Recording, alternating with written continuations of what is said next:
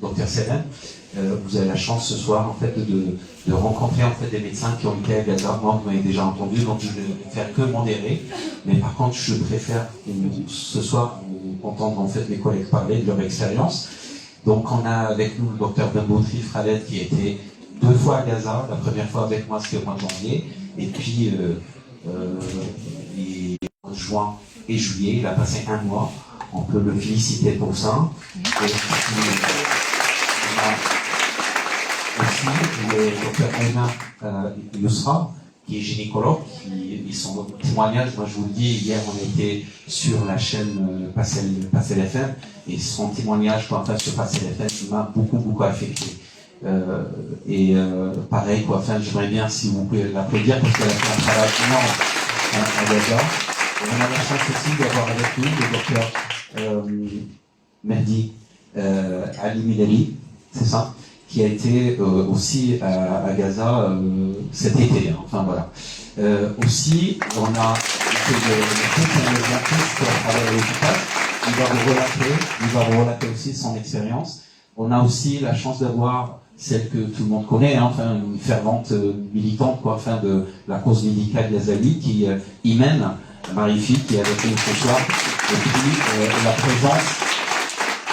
la présence aussi du collectif de Blouse Blanche pour Gaza, qui font un travail énorme ici. Alors je rappelle juste que Palmed n'est pas seul, elle travaille aussi avec d'autres collectifs. Palmed, c'est l'association qui a envoyé le contingent de médecins le plus important à Gaza. Enfin, là, je ne sais plus, mais on est plusieurs dizaines de médecins depuis le début, une vingtaine. Voilà. Donc, et on travaille aussi en étroite collaboration avec l'AFTS, et je saisis cette tribune pour remercier la fatigable Mireille qui fait un travail monumental. Voilà. Merci. Je ne vais pas trop tarder.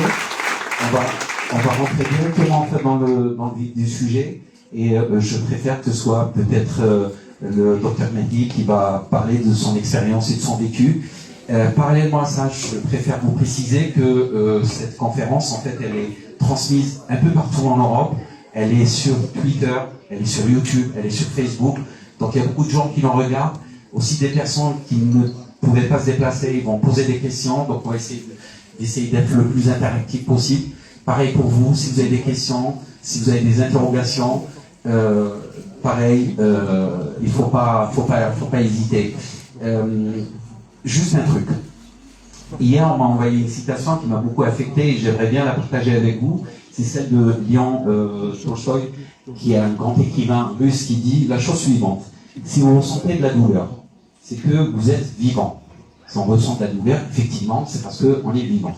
Et si on ressent la douleur des autres, c'est qu'on est des êtres humains. Voilà.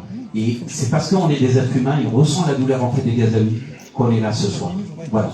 Donc je ne vais pas trop m'attarder, je vais laisser Mehdi vous parler de son expérience. Merci.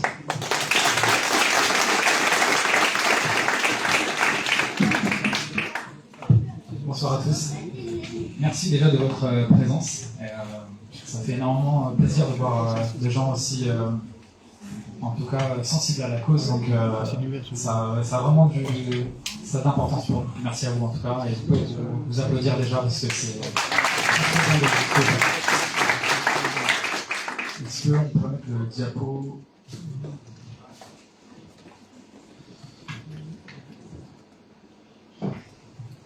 Alors déjà, je me présente, moi je suis Mehdi Ali, je suis urgentiste en région parisienne et humanitaire à mi-temps.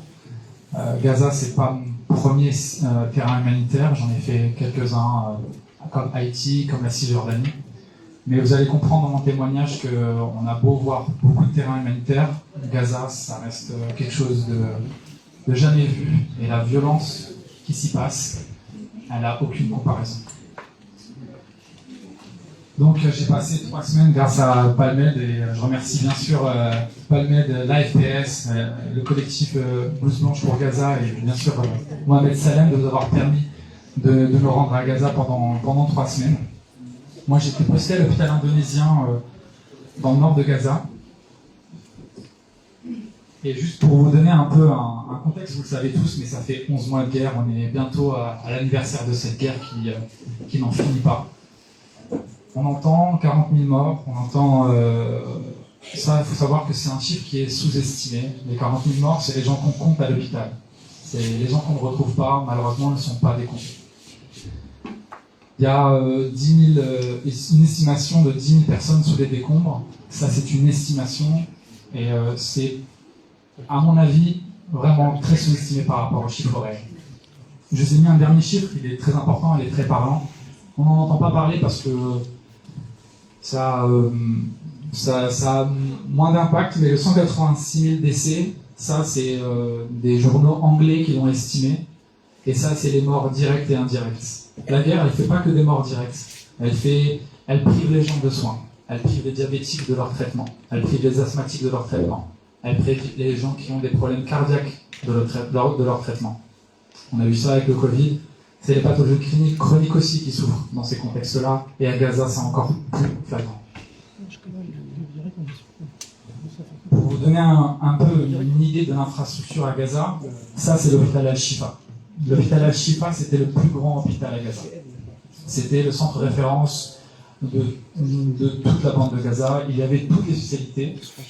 Et la chose qu'on ne se rend pas compte, c'est que Gaza avait une médecine qui était à la pointe de tout. En termes d'oncologie, de spécialité, sur le traitement du cancer, sur le traitement de toutes les pathologies, c'était un système médical qui était à la pointe. Et l'hôpital Al-Shifa, qui était le représentant de ce haut niveau médical gazaoui, il est dans cet état actuellement, totalement inutilisable. Sur les 36 hôpitaux qui sont présents dans la bande de Gaza, on estime qu'il n'y en a que 4 maintenant qui sont fonctionnels. 4 sur 36 pour 2000. Je ne sais pas si vous vous rendez compte de l'impact que ça peut avoir sur la santé publique. Ces images-là que j'ai mis dans mon diapo, c'est pour vous décrire un peu la situation. Parce que premièrement, il faut savoir dans quelle situation vivent les Palestiniens, vivent les Gazaouis. Tout est en ruine. Tout est en ruine. Les seuls bâtiments qui tiennent par une force supérieure, mais en tout cas, c'est l'état actuel de la bande de Gaza au niveau infrastructure. Déjà, pour vous imaginer dans quelle situation il est. À droite, vous avez l'hôpital Al-Nasser, où j'ai eu l'occasion de travailler un peu moins d'une semaine avant de me rendre dans le nord. On démolit. La première réaction, c'est de revenir sur leur maison et de mettre des tentes sur les décombres de leur maison. Ça, on n'imagine pas ça en France. C'est ce qui se passe réellement actuellement dans la bande de Gaza. Encore une fois, les images ne sont pas assez parlantes parce que malheureusement vous voyez qu'un seul angle, mais il faut imaginer ça, c'est que ça. Je sais pas, c'est au-delà de